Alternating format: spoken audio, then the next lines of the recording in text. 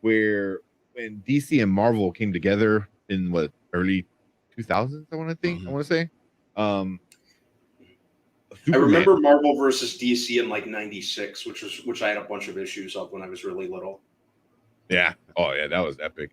Yeah, and they did something. They it was more of a team up. This other one, and there was Thor-Rel, and it was Superman holding Captain America's shield and Thor's hammer, and being Superman. So it was like the video was pretty cool. I think it was on Variant Comic, and it was like he picked it up and he's already a god, basically, you know.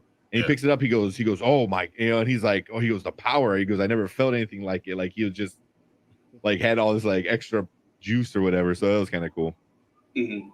But yeah, he was cool. And I mean, do you guys want to see Beta Ray Bill? I would love to see Beta Ray Bill. I was hoping he would be in this one. Like when I heard Christian Bale was cast, I was kind of hoping he was going to be Beta Ray Bill. That would be too much prosthetics for him. Like, Christian Bale, we're gonna put you on a horse face.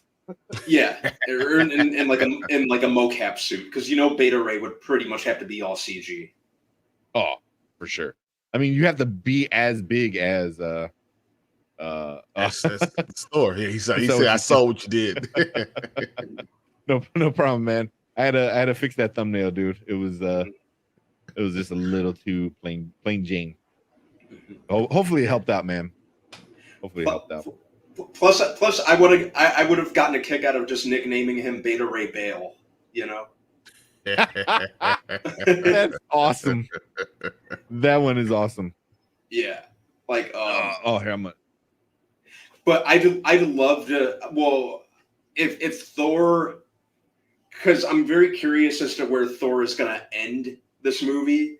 But like a cool post credit scene would because you know in the comics Beta Ray wielded Stormbreaker. So yeah, it was made for him. So, yeah. So like a cool post credit scene would maybe see like Stormbreaker floating through space or like floating to another planet, and then you see it land in the hands of Beta Ray Bill. Or he loses Stormbreaker and goes through like, you know, where all lost things go. Yeah. Go back to the planet like they had Ragnarok on, and then Beta Ray Bill picks us up from there, and that's the next. Damn it! Sorry. That's cool. Closing the window. That's all good. Yeah. I wouldn't mind seeing like at the very end when like if Jane, I don't know if they're gonna do it with Jane, or is she are they gonna make her become a Valkyrie like they do in the comic? I mean, they could do a lot of things. I mean, because how many times did her and Thor, you know, that were love interest? I mean, yeah. But I wouldn't mind. Yeah, I'm very curious to see where they're going to go with her. If this is going to be a one-off, if she's going to be like a consistent like member of whatever the new lineup of Avengers are, if she's going to become a Valkyrie, like you said. I'm curious to see where they go with that. Do you think Lady Sif supposed to be in this movie? Lady Sif is going to be in it, which I wish they did more with her from the beginning. But Brandon, what if they did this? What if Jane and Thor agreed it's probably best that they don't date. All right. Mm-hmm. He's heartbroken. She gives up the powers of Thor. He gets all of that back. He becomes Thor Odinson. Mm-hmm. And then Lady Sif is the only person who's still by his side. I would be totally fine with that. I would 150% back that. Would you back it if Lady Sif and Valkyrie got together then? Yeah. What you said.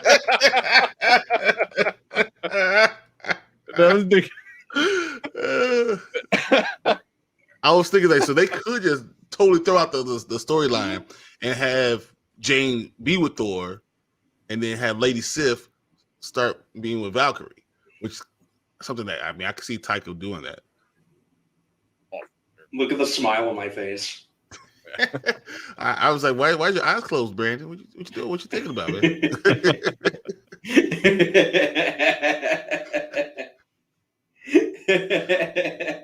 That's fine.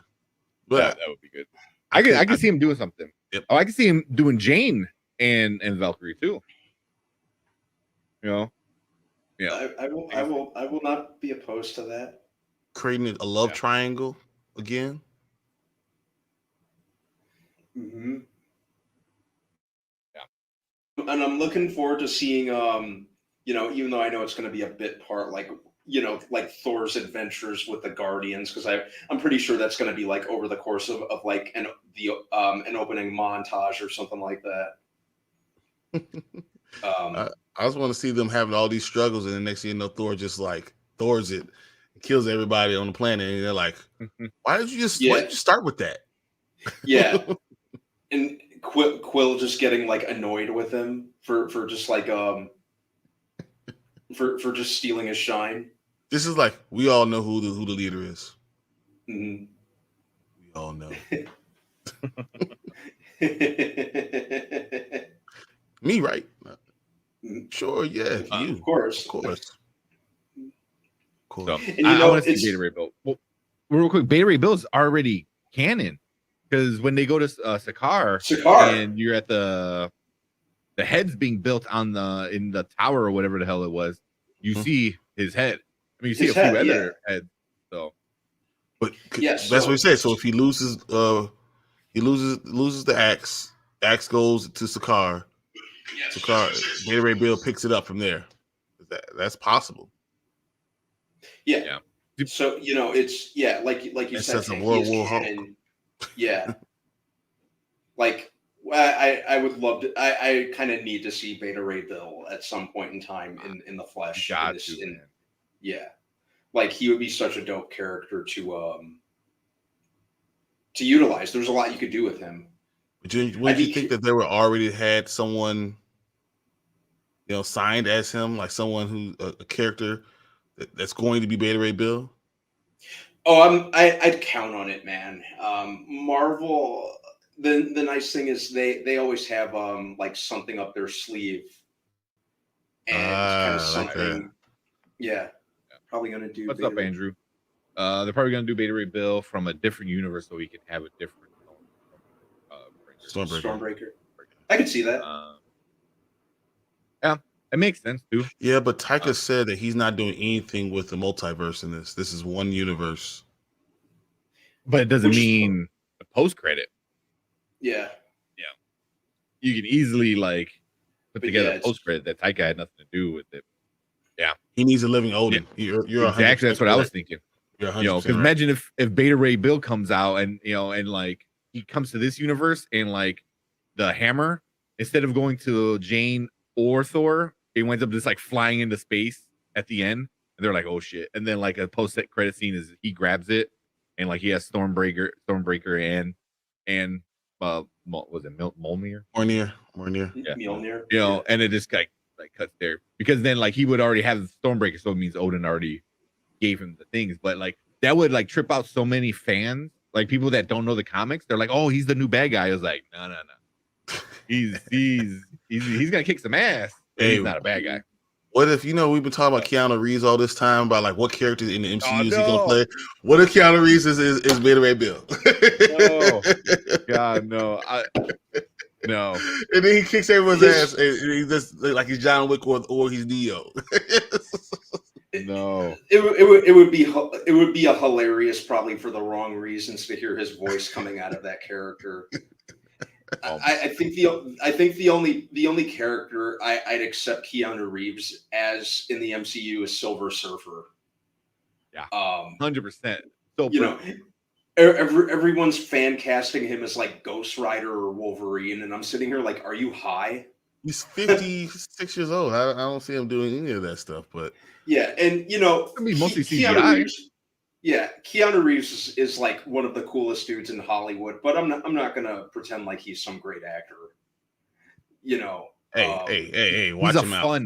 He's a fun actor. He's a fun actor. He's made more money with his movies than like anyone not in Marvel. It's true. It's true. And that I'm not trying to knock him because he sticks to what he's good at, like John Wick or The Matrix.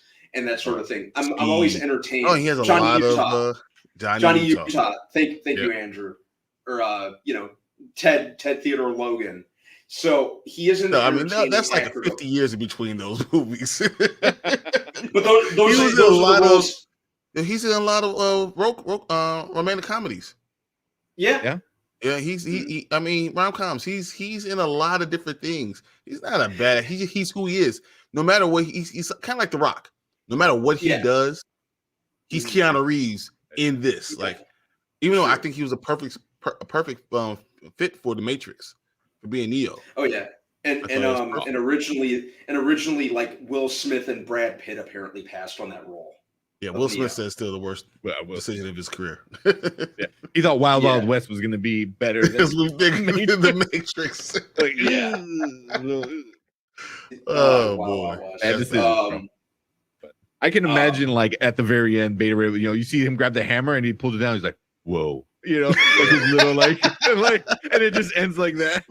But that would be so bad. Silver Surfer, I can 100% see, because you imagine like a surfer guy, and like Keanu Reeves has that surfer kind of voice. Obviously, you don't go too hard in it, but he just naturally has it. So. Has anyone seen this movie with Keanu Reeves? He actually directed it too, called Man of Tai Chi. No. It has one of the most hilarious scenes in the history of film ever. If you ever get the chance, next time you're on YouTube, I think the movie's on, I want to say it's on like Netflix or something like that, but go on YouTube and pull up Keanu Reeves' Man of Tai Chi scream. It's one of the most hilarious things that you'll ever see. There's a scene in the movie where like the music's getting louder and louder, and it's like alternating between several different characters. Keanu Reeves like just intensely staring at the screen, and then all of a sudden the music just stops and Keanu Reeves goes, what? All right, now you gotta show us this whole scene. Hold on, I found it.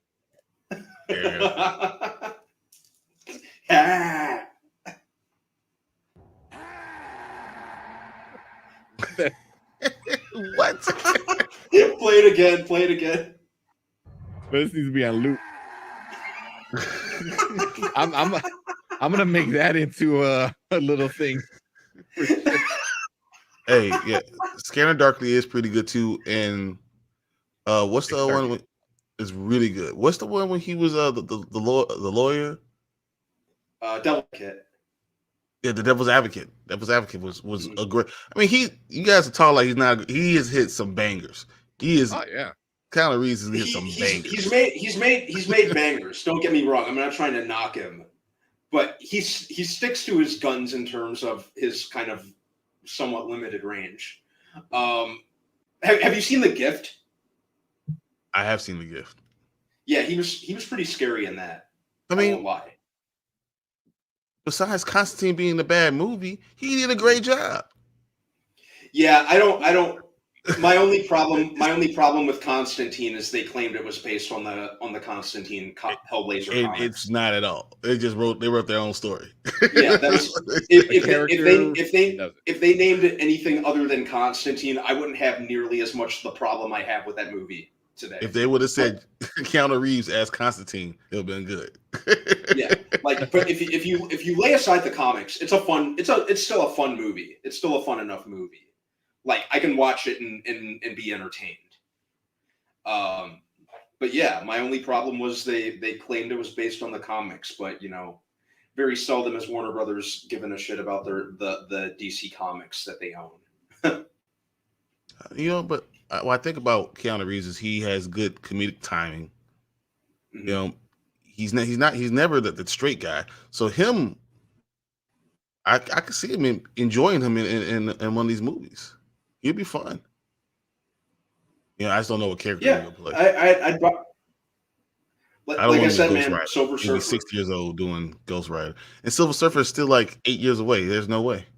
Yeah, or just have someone else do the motion capture, and he could just do the voice.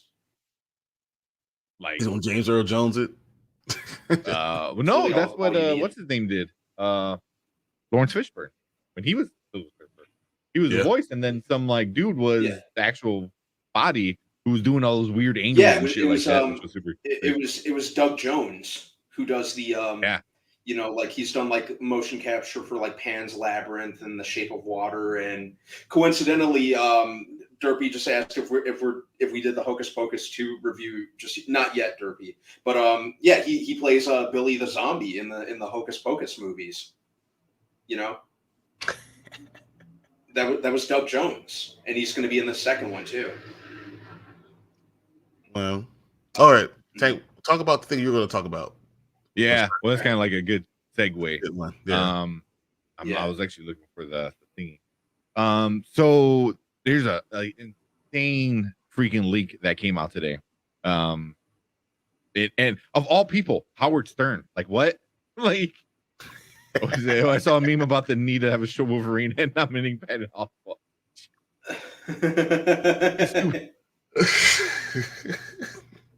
He just goes to Jean Grey and does the whole Parks and Rec thing where he like talks about Star Wars for like why he loves Jean Grey.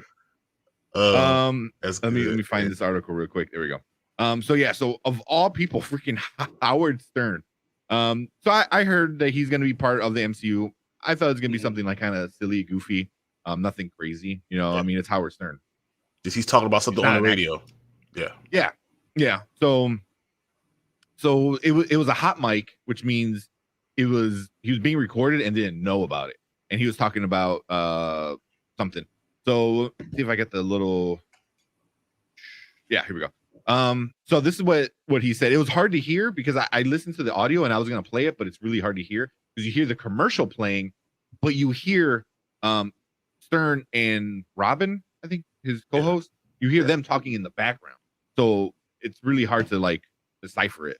But somebody did. And so he said they're going to overschedule me and it's going to suck. That's what Stern said, talking about the movie with MCU that he got signed on for. Because I told you I'm going to do Dr. Doom. That's the thing. But believe me, I'm effing miserable about it. I called Robert Downey Jr. and asked him for acting technique. So, yeah. Then he said he's going to be working this summer in a mystery project with the MCU. Oh, we know what it is now. Yeah. So definitely, it wasn't something that like he missaid on the radio. It was literally not supposed to be recorded, and he was literally just talking to his friend about like the thing he's doing over the summer, and that's insane. What about that would be miserable unless you're just so worried about it? I think that's what he meant. That it's a lot of pressure. Yeah. That's what it made it seem like, because you can hear him, and it he didn't make it seem like it's gonna suck because he hates it. It made it seem like it's gonna suck because it's a lot of pressure and a lot of writing. You mess up there, you're gonna see it forever. I mean, how many times have you? Yeah. I've seen Ant-Man at least 50 times. So I mean, can you imagine Dr. Doom? I've seen it a billion times. You know, you can see your same mistakes over and over. Yeah. And say why would we be miserable about that? Yeah. I think it's more miserable where like it could be nerve-wracking where the point where I can't even imagine where so much is writing on that. And I mean, it's Howard Stern, so I'm like, your career is already made.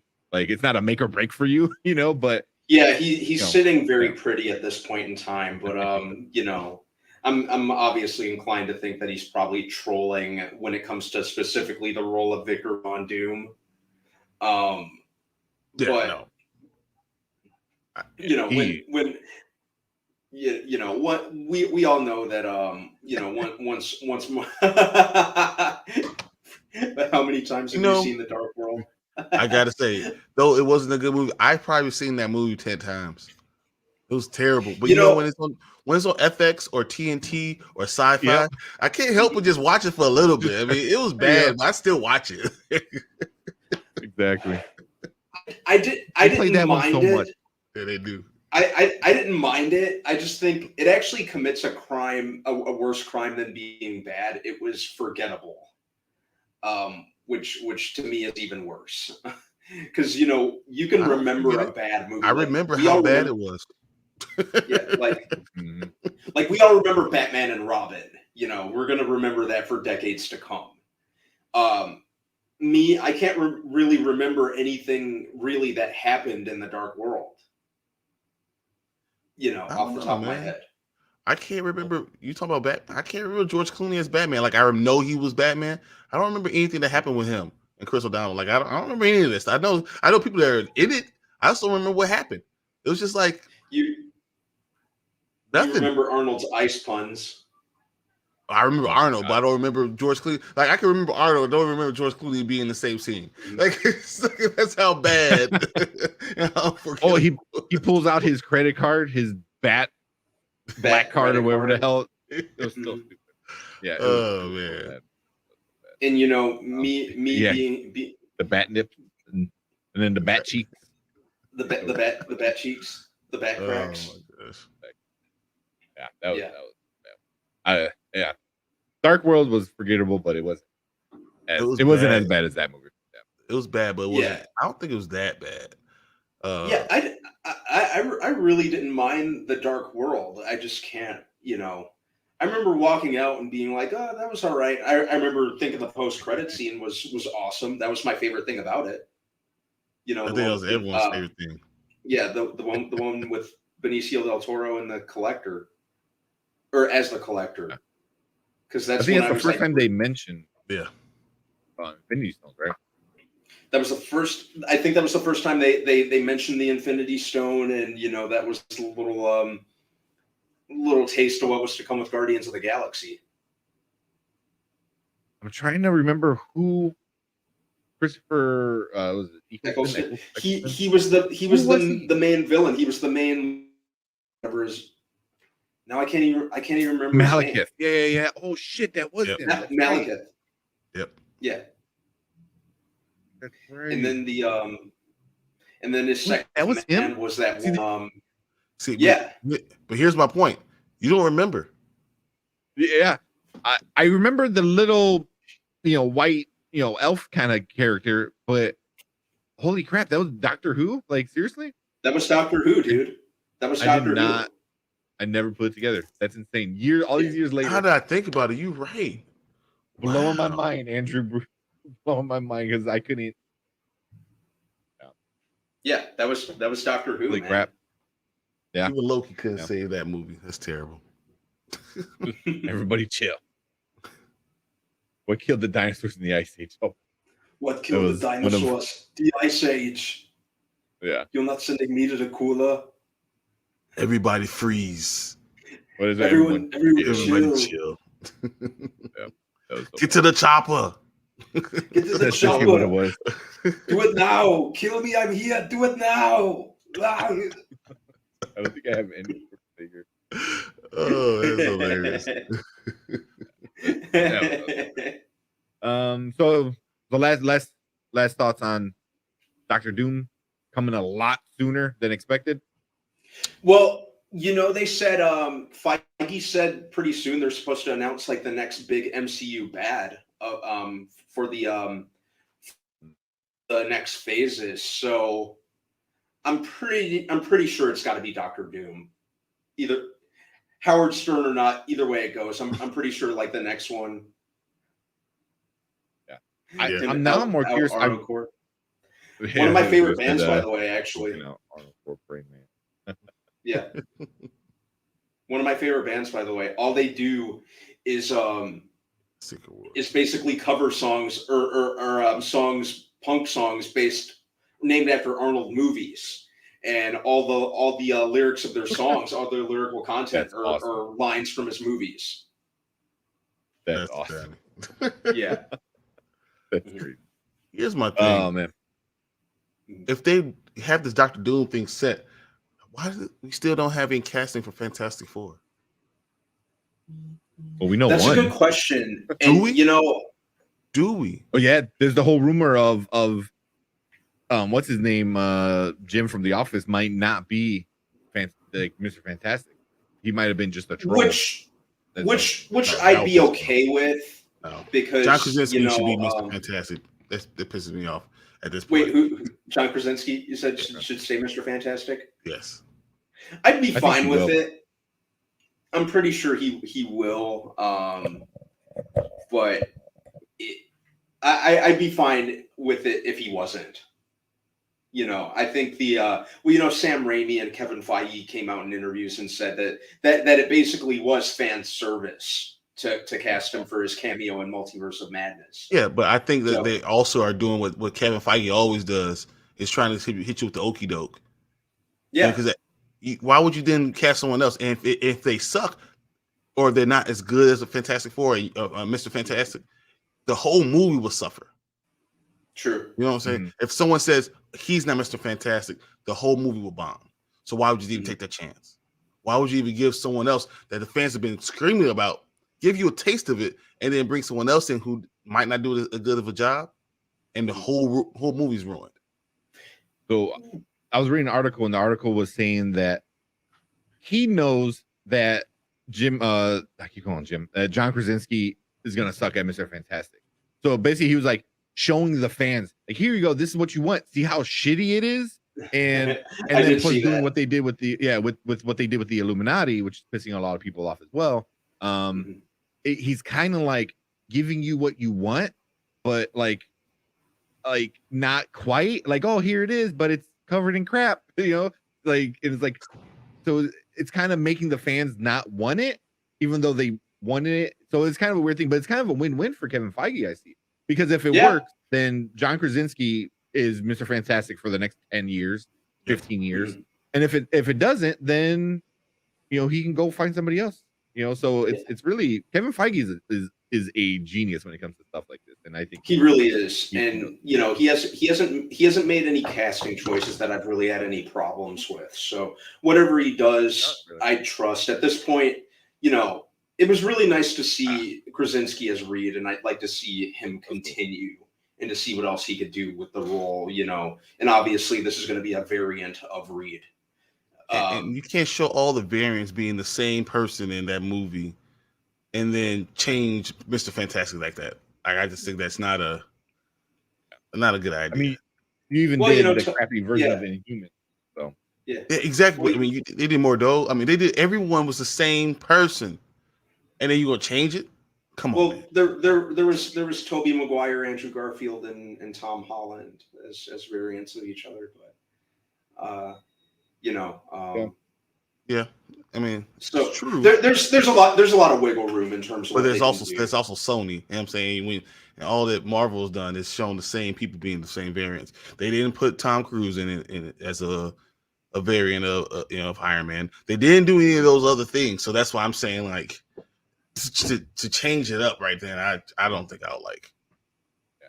So I guess that every MCU villain either gets a redemption arc or they die. They haven't been able to figure out how to keep them around. Hopefully that will change with Zemo and Abomination. Yeah. Yeah, and Zemo. just to piggyback off of what Andrew said, I totally agree, Andrew. And it's really frustrating that they introduce a lot of these villains and then do away with them right away. It really pissed me off in Black Panther that they did away with Claw. Like he should have been like a constant in the Black Panther franchise. Yeah. That to an extent, even though I understand why they did it, I would have been fine if they kept Killmonger around. I think they should have kept Killmonger around. Yeah. You could have been in. They kept at least put him in jail. Hey, that's a good job, James. Yeah. They kept Loki. Mm-hmm. Yeah. Get rid of him. He's still around. He might be the best one of everybody. Yeah, he might be one of the best characters in the MCU altogether. So, but he did have that redemption arc. Exactly. What kind of he's still right. Yeah, you're still right. Yeah, totally should have kept Killmonger, and then that would have been a good redemption arc too. Or do the whole what if kind of stuff. Mm-hmm. Yeah, and plus his theme music was just awesome. My problem with what if now? What if season 2? T'Challa was such a huge character there. Mm-hmm. And I think he's going to be the one you're going to need more in what if season 2 anyway, because he's the best of all of the guys. He's the the best Star-Lord. He's bringing the whole galaxy together. You're going to need him, and you're going to want someone else voicing that. Ooh, that's going to be tough. It's okay to recast them in the animated. Exactly, but not to do it in real movies where we can actually continue to have the stories, because there's so many more stories to tell. As I digress. Yeah, I'm not. Sign the petition. I'm not feeling the direction that they're going with Black Panther: Wakanda Forever. I get the why, but I still don't. I can't really 100% get behind it. I don't know. I think that they'll do just fine. I think that the movie's going to be just fine. Yeah, it's going to be a send off to Chadwick Boseman. You know, it's going to be one big tribute to him. Yeah, but it's going to be fine. But honestly, they should have recast it, because the character has so much more to do and so much more to give in the MCU. I agree. But I don't want to go there right now with everybody, but just it's hard starting that and then going anywhere else. So that's definitely going to come up the closer we get to November when it comes out. I mean, that's going to be a conversation that's going to be, and then shout out to like E-Man's movie review. He started a petition to recast T'Challa. So definitely go, if you want to know why it's important to recast T'Challa, for many reasons, go check that out. He has very good explanations, and I think it's a very positive, good movie that he's doing. So recommend that. Most definitely. Yeah. And I've been a recast guy since like day one. Before Spoiler Kings, before Nerd Huddle, when it was just me and Alfredo, and we got the news of his passing. We had like a good talk, because Fredo was in the camp of not recasting to honor, and I was in the camp of recasting to honor, and it was like a decent conversation. This was like that week that he had died, so this is a while. It's still I understand both sides, no matter what. I still understand, but I think in the end, the further away you get from it, the more you realize the character needs to be able to stand on its own.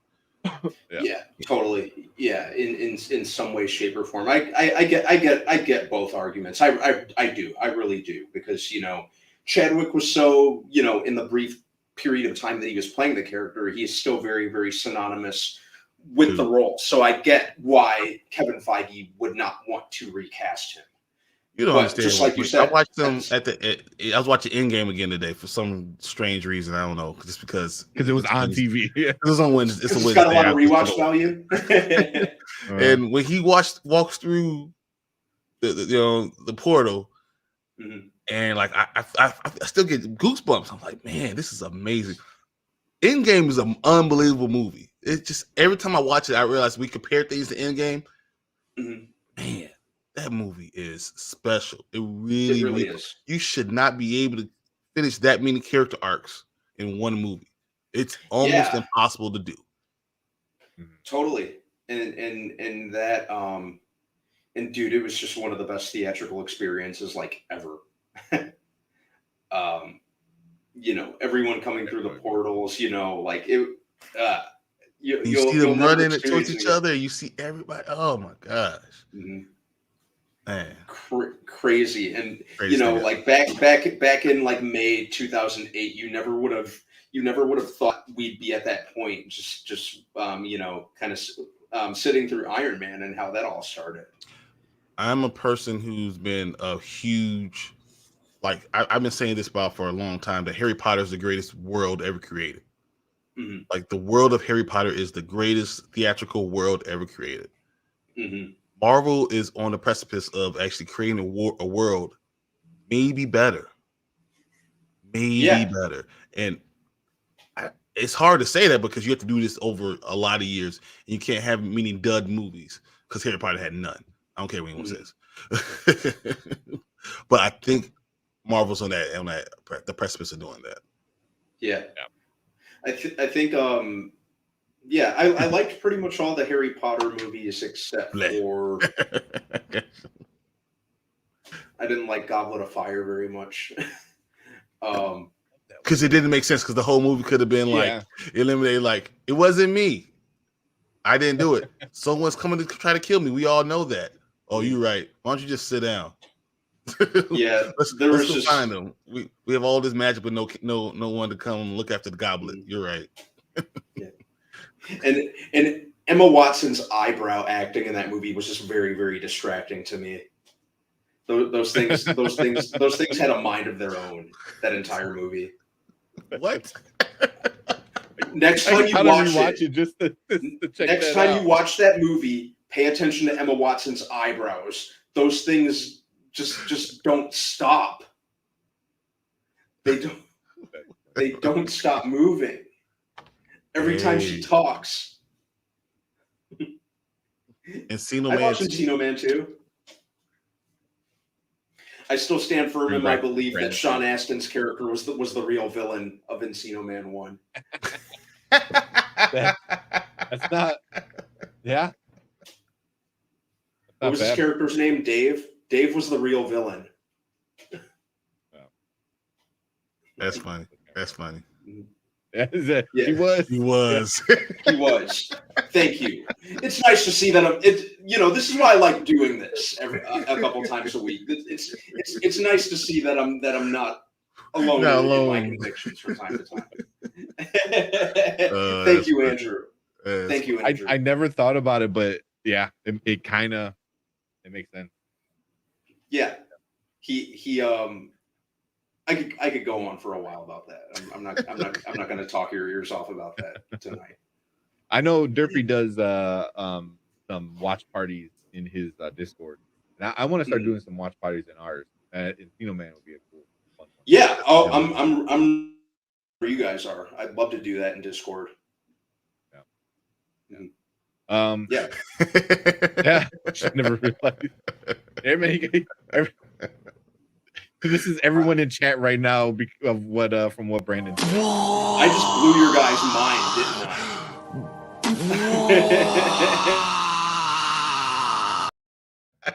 Yeah. Oh, that's awesome. I love it. That was it. All right, man. You guys, we've been let's looking around for too long. Let's do some stuff. Let's Yeah, let's go. You want to get into? We're doing some trailers. We're doing Miss Marvel review, and we're doing The Boys review. Woo! Sorry, I'm assuming we want to do The Boys at the end. Yeah, or maybe I don't know. We might have to leave that to at least after Miss Marvel. I feel like you can't just go right to like the rating of what we just saw with The Boys. Yeah. Just because The Boys. Yeah, just because The Boys kind of went in raw dog with no lube doesn't mean we have to, It's worse than that. Literal. Oh man, this is gonna be fun. I'll be watching trailers then. We do some quick trailer ones. Let's do it. So let me do this before I forget. Set it up. Everybody chill. All right. So we're gonna watch a few trailers. The first one we're for sure watching is Hocus Pocus 2. Just came out yesterday. The trailer already still number 3 on trending. So let's watch it and then we'll get into some reactions and thoughts. Definitely. Pull this up. Let me know if you guys can hear it. Yep, we're good.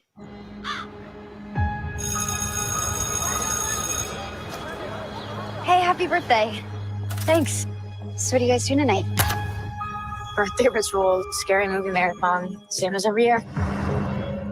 You know, legend has it, it's on the 16th birthday that a witch gets her powers. Another year begins anew. Maiden, mother, and crone too. We call on thee with one request. Help our intentions manifest.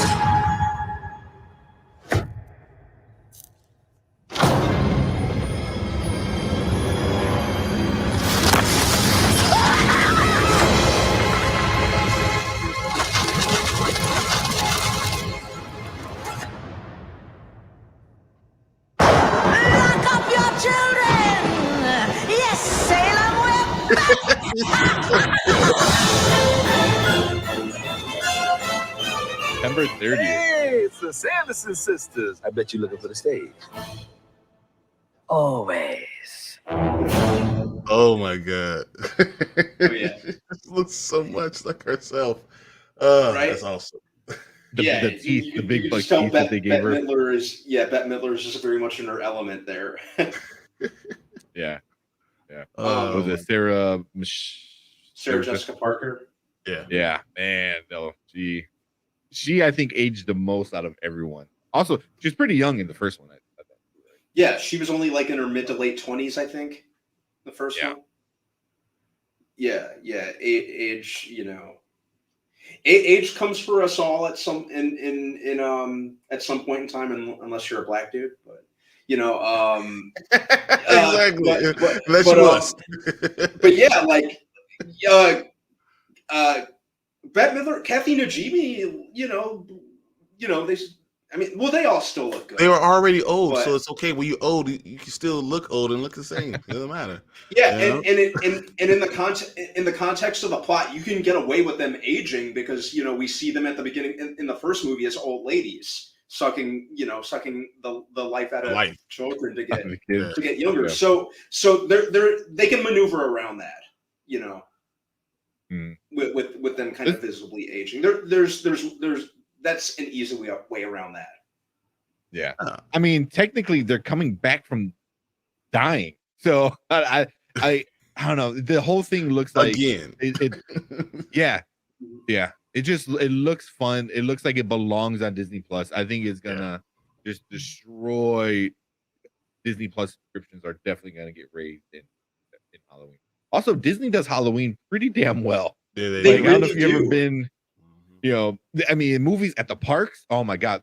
The first time I ever went to Disney was in October for my birthday, and my girlfriend said it was my first time taking me. She took me, and it was the best. This and everything. So Disney knows how to do Halloween, and They really do. They really do. Yeah. And Wait.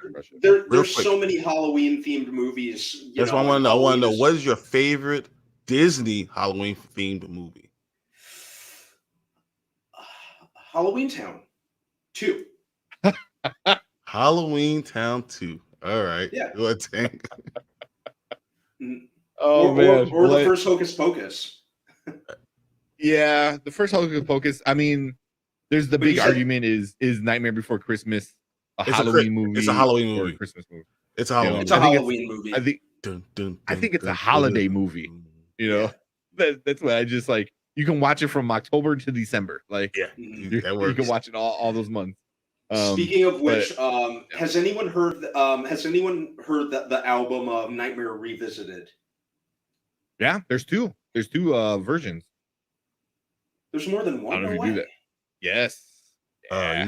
But And I Brandon's should- mind I just should- got blown right there. Yeah, my mind just got blown. Whoa. Yeah, because Yeah. Nightmare Revisited is played on loop all October for me. Yeah. There's one with well if you merge both together, like you have the best album. But like Fall Out Boy does What's This on one of them. Mhm. Korn does Sandy Claus, which is Sandy Claus, my which is my favorite one. Oh my god! But that's off the Yeah. maybe off the second one. I think Rise That is Against did Making Christmas, which is also awesome. Christmas. Marilyn Manson did This Is Halloween. This is Halloween. Yeah, but there's two albums. So Mhm. check it out. But if you go on Spotify, you just type in it all pops up. Mhm. I think I remember Sarah Jessica Parker having cleavage in the first film. Yes. Yeah. Very much. Well, she was supposed to Yeah. be the seductress, Yeah. kind of. She was almost like a siren, almost. Yeah. It was singing stuff. Yeah. Well, what about you, Brian? We didn't get what's your favorite Oh, no, Halloween? it's Nightmare Before Christmas. I know every word to the entire movie. mhm. Like I know every song. I could sing. I dressed up as Jack like at least 3 times a year, just randomly. This is like on Yeah. Tuesday. Why not? I'm Jack 3 times a year, and I'm Darth Vader like 4 times. there Just you randomly go. walking through the streets, have my own thing playing. But yeah, Hocus Pocus 2. I'm just expecting a fun Halloween movie. That's exactly what it's gonna be. A fun, another movie that you can watch with your family and just enjoy. Yeah. Hocus Pocus is a great number one. Hocus, yeah, it's a great Halloween themed movie. And you know, for Disney. Yeah, it's a very fun, lighthearted romp about child murder. You know. Yeah, that's fine. But I have the VHS still into my Disney collection. I'm gonna hold on to them until I'm telling you, no one's gonna know what the VHS is. Oh, I'm definitely. gonna pull out the Lion King. I got Bambi. I got Sword in the Stone. I got Hocus Pocus. I got all of them sitting in the collection still. Aladdin. Don't come. I'm not gonna tell you where I live, so I'm gonna try to raid my box. Oh no, definitely not. Well, I'm looking at Disney Halloween movies, and you really don't have that many. Frankenweenie is another really good one. But a lot of them are like little random, like Ernest or Ernest Scared Stupid. Yeah, Halloween Town High. Haunted Mansion was kind of Haunted Mansion was all right. The reboot that they're doing sounds like it's going to be awesome. Yes. Yeah. You know, I really like the director and I really like the cast. And yeah, the plot that they're going with sounds a lot better than. Wait a minute. So who's Casper? Universal. Is Universal? Yeah. I think that might be one of my favorite Halloween movies to watch with my kids. I had the biggest crush on Christina Ricci thanks to that movie. Well, it's because you're a boy with a pulse. Yeah, everyone did. That grew up in the 90s. Yeah, this is it. She was. I'll say that Lucky Casper. Damn it. Yeah. Yeah, that was, you know, jealous of a ghost. Look at me. Look at me. Freaking Casper. Like, well, you pansy, you died of the cold. Get your ass home. Yeah. Whatever. Moral of the story: when your dad says "come inside," that's time to go inside. God damn it! Exactly. Everyone loves that woman. Yeah, which I'm super happy to see her coming back in. Yeah, because she's going to be on the Wednesday series on Netflix. Yeah. Mm-hmm. All right, let's go to the next one, guys. You want to go to the next one? Yeah. Yeah, let's go.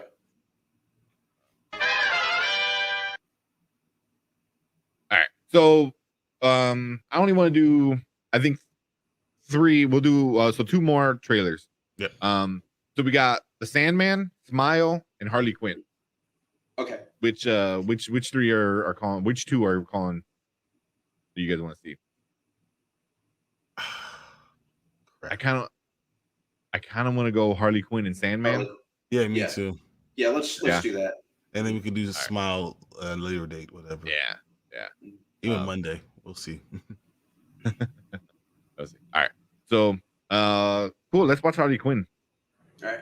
Watch that one. I don't know. Have you guys seen the first 2 seasons? I've seen parts of it. I haven't seen the full. I haven't seen the full second season, but I love the first season.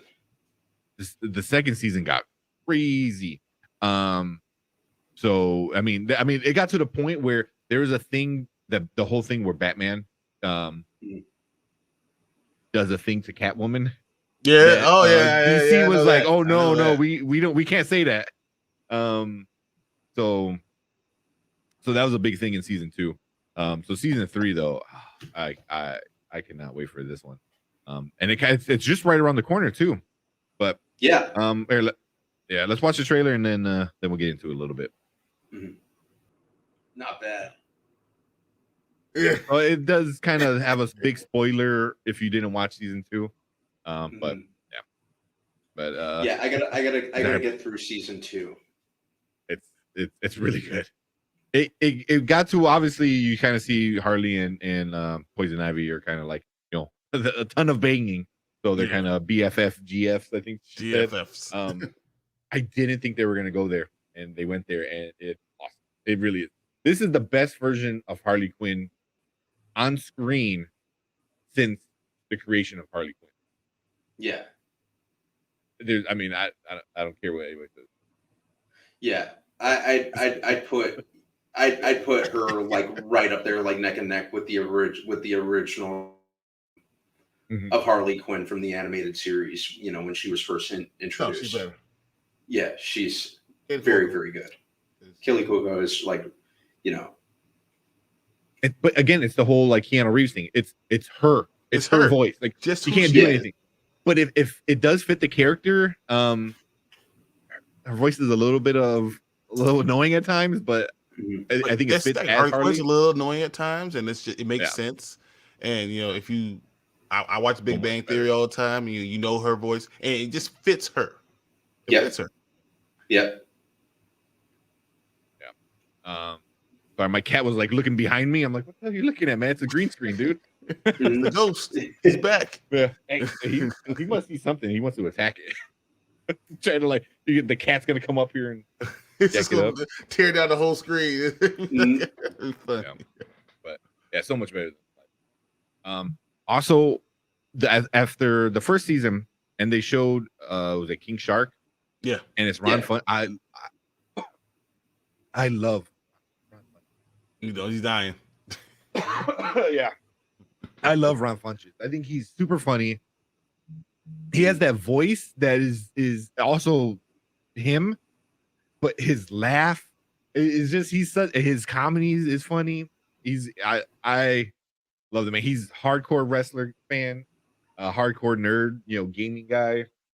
So, and he fits King Shark. I thought that was such a perfect voice, and also Lake Bell as Poison Ivy. I want to see Lake Bell in live action as Poison Ivy. Like, she has the look. She looks like that character, very like lanky and long. Lanky, long. skinny, Yeah. and- He does, doesn't she? yeah. Paint her green her and arms are like vines and stuff. Yeah. yeah. She's funny. She's a good Yeah. actress, and the stuff she's been in. So Mhm. I would like to see her live action of her as Poison Ivy. That would be cool. Same. Yeah. Mhm. Yeah. And originally the Poison Ivy show was going to kind of be under my radar. I wasn't going to pay it much mind until I started hearing all the great things about it on HBO Max one day. I'm like, oh, I'll give this a look. Oh, this is pretty hilarious, actually. 100% watch. Agree. I mean, same thing. I started watching it. I'm like, I'm like, okay. And then the first episode got me. That was it. Like, fell in love with it. Yeah, exactly what happened. It's her, like, from the newer comics where she doesn't like Joker, and the guy who plays Joker is awesome too. So that Warner Brothers decided Harley Quinn was going to save DC after everyone dressed as her for Halloween. It's literally what happened. It's literally what happened. Yeah. So, I mean, July 28th. I mean, that's what, less than a month away. Yeah, right around the corner.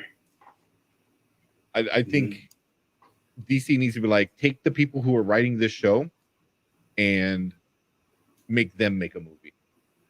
Yeah. Give them the reins to make a movie. They're not going to let them be that. They're not. No. DC wants everything dark, and Yeah. this is more like Archer. Like, it's funny. Yeah. It's a little raunchy. It's like that type of thing, and no, they'll never let that happen. No. Never make fun of themselves. They're too great of characters. Make fun of it. Yeah. Some people are afraid to do it. Yeah. But, I don't even know where to begin. All the issue DC and they got issues, but this show is not one of those issues. This show is really great, and it pissed people off that they found out that the company was holding back stuff from the show, and I think it upset it. And supposedly, no more holding back. Supposedly, so this season might be kind of crazy. Might be kind of crazy. We'll see HBO Max. We'll see how crazy it gets. Right? Yeah. Let them do it. Anything else before we move on? Nope. I want to see the next nope. one. Yeah, let's check out the next one. All right. So our last trailer for the night is going to be a Netflix one. It is The Sandman, another comic book turned into live action. So let's watch it and talk about it. So. I'll watch it. Yeah, I'll watch it. Show just enough to kind of pique my interest. So yeah. Have you guys read the comic book? Neil Gaiman, obviously, written the comic book. I have not read the comic book. Me either, and that's why I'm like, I'm I was shocked. I was like, what is this?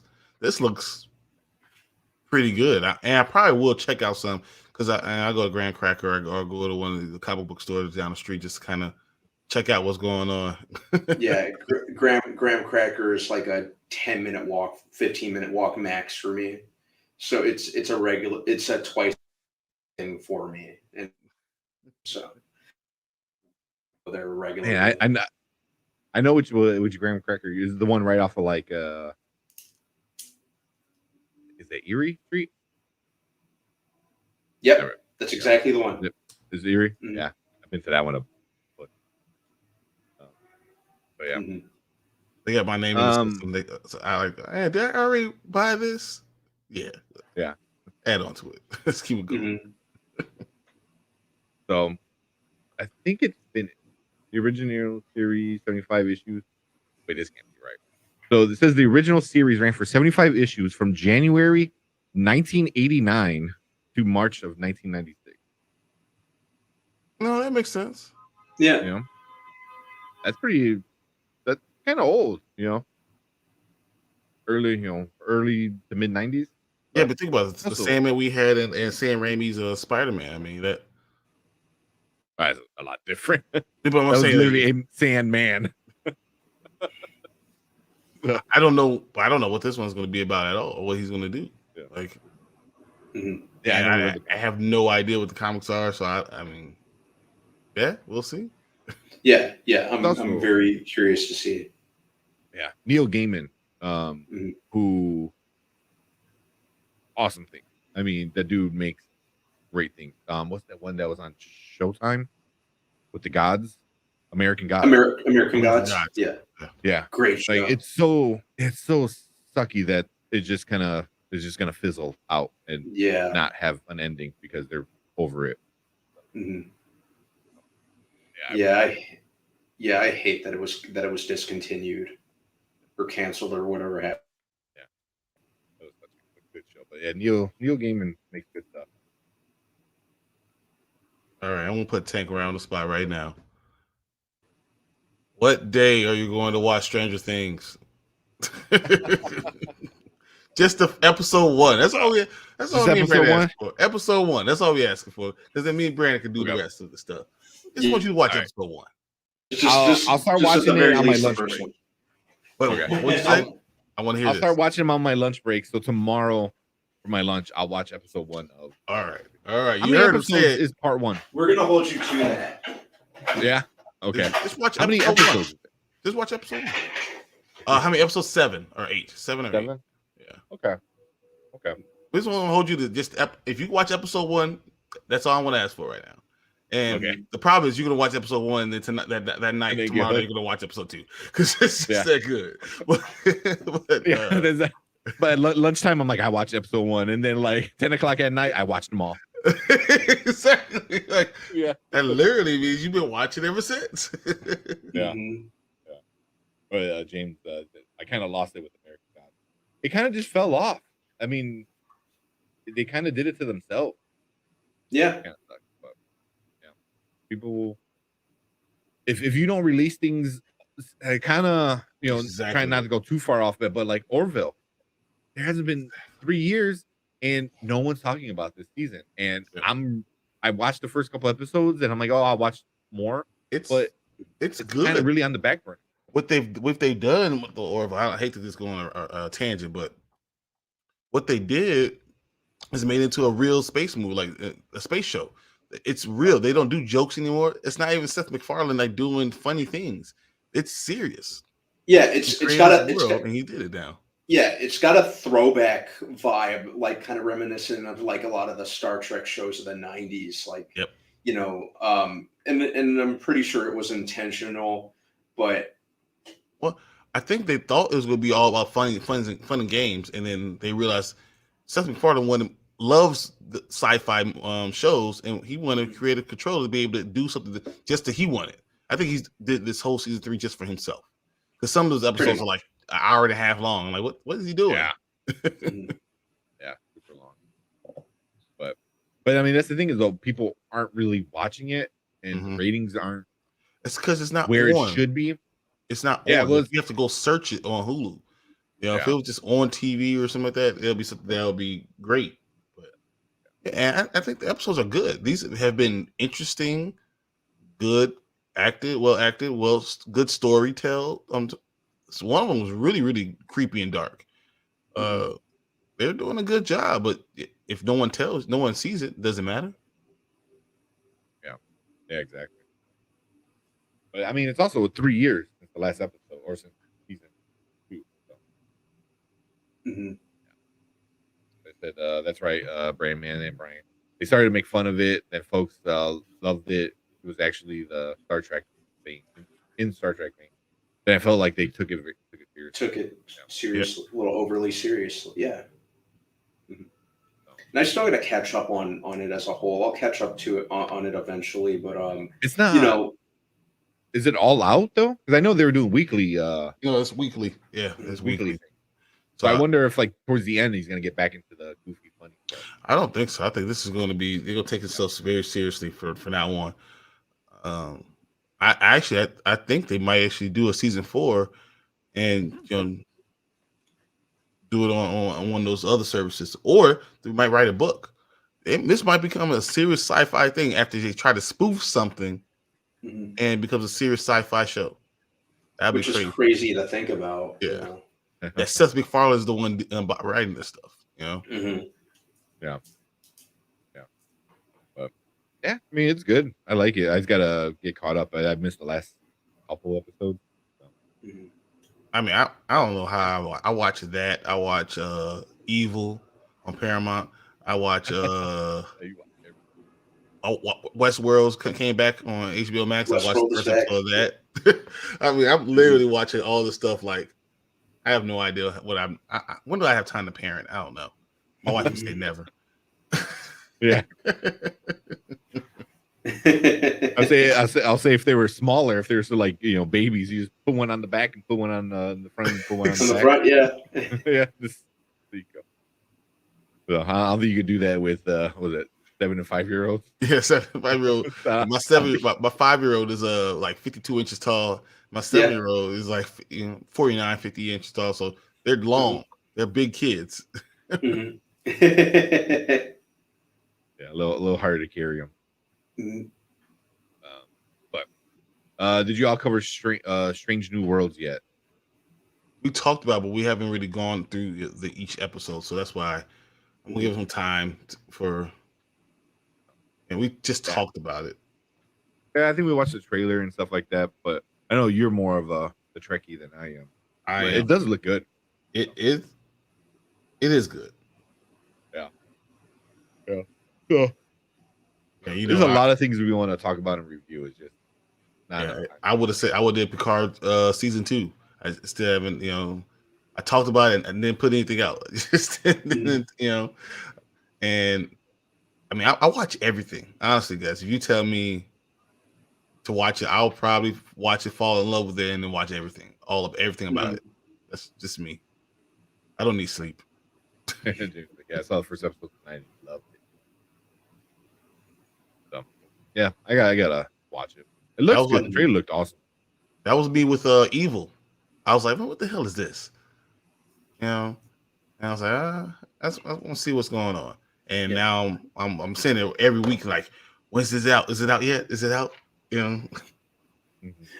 I think I've watched like the first 2 or 3 episodes of Evil, and then I just kind of stopped watching it. Not for any.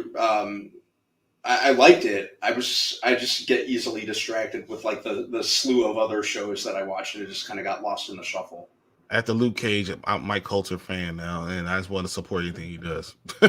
Yeah, if they're bringing Charlie Cox back to the MCU, they need to bring, and there's rumors of Kristen Ritter coming back as Jessica Jones. They need to bring Mike Coulter back as Luke Cage.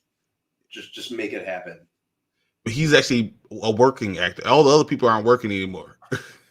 Yeah, he's actually working and actually doing stuff. Like, yeah. I don't know.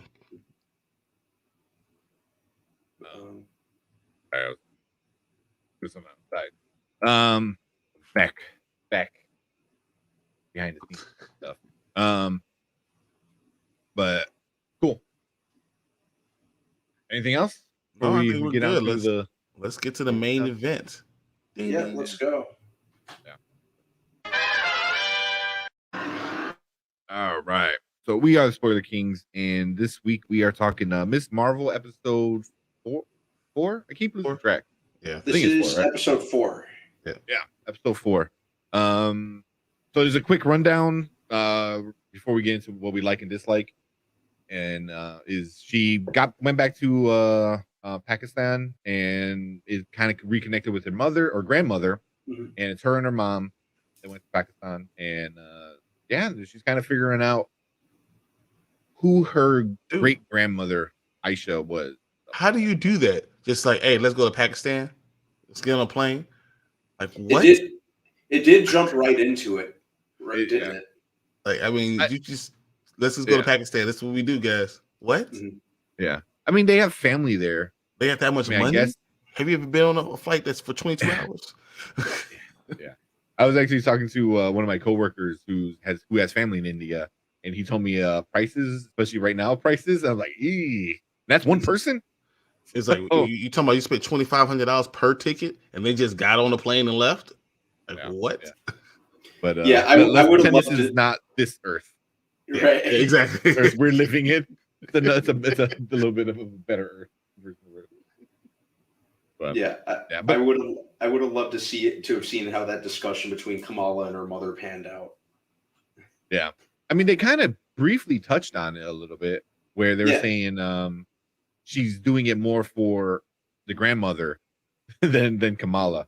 You know, it was like, oh, she's an old lady and she was really wanting to see us. So I'm like, okay. So because then it kind of puts pressure on the mom to like obey her mother kind of thing. So, you know, because there's that weird mother dynamic going on between all of them at this point, you know, the whole family. So but yeah, so I liked how they explained it, and that was just enough for me. I don't need to get into details on like, you know, like where they got all the money from to go and stuff like that. But I had that question when I was first watching, and then I saw them get a car service from the airport, and then I saw them, you know, riding in the BMW and the Audi and all that stuff. I was like, okay. It's all coming clear now. They went to the party. Yeah, exactly. That was nice. Like, let's just go buy new dresses. Let's go to the marketplace. And she just had a whole pocket full of cash. I was like, oh, it's all coming clear. Miss Marvel is actually Miss Batman. I got it. She's Mrs. Bruce Wayne. I got it. It's all coming clear, guys. I got it. Yeah, I liked that this episode really, really leaned into the more into her family, her background, just the overall Pakistani culture as well. It really leaned into that, and you're kind of seeing it through. You know, Kamala was very much a out of her element, kind of a fish out of water in terms of the culture, being a very Americanized Indian girl. So I really liked that they kind of that they really delved into that and didn't hold back in that regard. So I'm very, very proud of the show for embracing the Indian roots of the character and her family. And they explained it too. That's what was really cool. Yeah, and understand how Indians that were Muslim had to leave India to go to Pakistan, how it was a mad dash and how crazy it is, and what the partition is. Like I was like, what the hell is the partition? And then I read about this stuff and I was like, oh, I knew about it, because India was one country and it was kind of split up and they had people going different ways, and it's like give you education. I appreciated that. Yeah, as someone who likes to know what's going on in history and seeing it for someone else's, being able to empathize because you see it from someone who's been through it, who went through it. I think that's really cool too. Yeah, me too. Yeah, it's, probably my favorite thing about this episode, and they even went a little bit into that in previous episodes. So I'm very, very proud of the show for for going all in that regard. Agreed. You know, I like how I also like how yeah. I was gonna say I like how there was also like I think a lot of cultures where you go back to like your home country even though you never lived there, like Kamala, you know. What did they say? ABC, like Yeah, American ABCD. born confused. Yeah, What Yeah. was it? ABCD? Yeah, What was it? ABCD. American born confused Desi. Oh, okay, yeah. There you go. So you know stuff like that, but you know I always hear that too with like you know I have a lot of you know Hispanic friends, so when they go back to Mexico, they're like, oh yeah, you know like they like their family and friends can tell that you know they've been living in Chicago for too long, kind of thing, you know. So you know, so I appreciated that where they didn't steer away from that. They're like, oh, she's still kind of an outsider, even there, you know. Even with her grandmother. Her grandmother says, you know, I think you're always dealing with who am I? Who am I really? You know, am I an Indian who Indian girl who came to Pakistan? Am I Pakistani? Am I both? Am I neither? You know, and in different parts of my life, I'm always evolving. And she's like, even though I'm at the age I am, I'm still evolving still too. And I think I love that thought that you know you don't stop evolving just because you got older. Just because, you didn't find yourself all of a sudden just because you know it's something that continues to evolve. And like I was talking to my father about this, because he doesn't his hard time watching it. It's because it's too teenagey, it's too preteeny for me. And I'm like, it's coming of age, and it's also if you allow yourself to open up to realizing you're never totally comfortable with what you're doing and who you are. Yeah. So even in your own life, you can still find your own times where you're not totally comfortable and understand where she's coming from. You know, there's ways to empathize, and there's also ways to empathize with someone else's battle and their own problems. Look at and understand where they're coming from. You know, try to put yourself in their shoes. Yeah. At least give it a shot, you know? Yeah. So, yeah, I really like, you know, just like you said, this show has overall been very much first and foremost a coming of age story. And that just happens to be centered on the girl with superpowers. But I like that they're kind of putting the coming of age aspect first and foremost. That's what's really engaging about the character of Kamala for me. And, you know, Iman Vellani just conveys that so wonderfully. Like I've said in the past over previous weeks, she's probably the main reason this show works. She has a beautiful smile, and that disengages you immediately. She has a great smile, and she's just so goddamn likable, you know? Well, I mean, you don't know that, but what you do know is that she smiles at you and you're like, oh, okay, I'm taken back. But I think another thing with the show is it doesn't demonize the parents. Yeah. You know, a lot of preteen coming of age stories demonize parents. They're stupid. They don't understand you. Yeah, they don't not even make an doing. effort to understand. And you know, they're showing that these parents are actually trying to understand her, trying to get know where she's coming from, trying to get her to open up, and that she is a teenager who doesn't want to open up also and is afraid to open up. And it shows both sides of the story and understand also how the mother has the same relationship with the grandmother. And it's something that we're all going through, and we always continue to go through. You become a parent, you're still dealing with the same thing because you're still someone else's child. Yeah, Kamala's mother is you know she's kind of she even has a story arc of her own, you know, which we see more of on this particular episode. You know, the conversation with her mother, you know, that you know her mother was always kind of you know perceived as a weirdo, and by proxy she had trouble fitting in. And that kind of drove her away. So I'm liking that they're just like you said, they're not demonizing the parents. They're trying to find common ground with Kamala. We're getting more and more information about Mrs. Khan in particular. So it's you know it's I'm really enjoying that in that regard. It's that works too. What do you think, Tank? How'd you feel about it? Yeah, no, I love that. I was agreeing with everything you guys are saying. Like, I love Disney right now is doing this like generational conflict. Turning red was a big one. Like, Big they hit it one. right on the head. And I felt like Yeah. this one, the same thing. It was like it's the issue between Kamala and her mom, but then you find out, oh, her mom and the grandmother also have like this weird relationship. And yeah, now we're starting to figure out more of what the mom knows and Mhm. and what she's choosing not to believe. You know what I mean? Yeah. Because like it's so easy to say like, oh, we're these demon alien kind of things. They're jinn. Yeah. Um, and of course, like when especially when other people start making fun of your crazy parent, stuff like that. Yeah, I can see why the mom wanted It to get away shapes her from it. personality, right? I mean, Yeah. you can see why she is the way she is. You can understand what she went through. Like her mother's too onto this artsy, to this crazy stuff. So she wants to be very pragmatic. She's very, Yes. what I see is what I believe. I'm going to be Mhm. just like everybody else because I don't want to stand out because my mom stands out enough for me. But unfortunately, you get a daughter who's more like your mom. Mhm. That's going to Yeah. stand out. Who's not just has her 3 friends, but then she's going to still be herself. Yeah.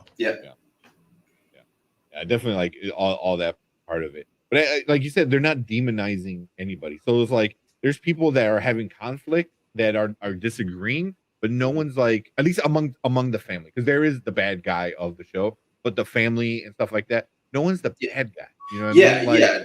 you're more Just upset that like, well, why don't you understand what they're going through? It's not more like, oh, you're a bad person because you don't. It's I don't know. It's more realistic, at least in that kind of storytelling. if if anything, it's very much portraying a very normal, well, given the considering the circumstances, normal, but like kind of healthy family relationship, family dynamic. I'm really loving that about this show. It really scares me actually, as a father with Mhm. young girls. All these little boys, these knuckleheads running around trying to talk to my daughters. Damn it! I don't want to see all these knuckleheads all over everywhere she goes. She goes another country, another knucklehead, Kareem, which I didn't mind because I don't know if you guys remember Ender's Game, which I Oh, yeah. love that movie and I love the books. Mhm. But that little boy was in Ender's Game. As soon as I saw him, I was like, I know him. Yeah, and it totally disarmed me from him. I was like, this Kareem guy's going to get on my good side. I hate that. I'm going to allow him to get in my good side. I still hate Cameron, so it's okay. But I don't know. Yeah. I'm still rooting for Bruno, but Kareem is kind of getting on my good side. Mhm. He's just a badass. Like I just liked it. It was a very Mr. and Mrs. Smith kind of fight when they Totally. fought. That's what it kind of got. But like teenage, like fight, so it was like they didn't really try to hurt each other. They were kind of like pushing each other to see, stuff like that. So that was fun and entertaining, I thought.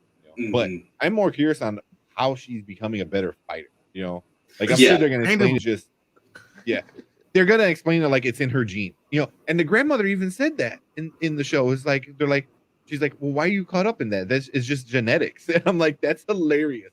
That the grandmother of all people, like the older generation of this family, is like, why are you worried about that? Don't worry about that. Where a lot of other people, I think, in the real world, were all like, well, why they do this? Why do they do that? And she's like, it's just who you are.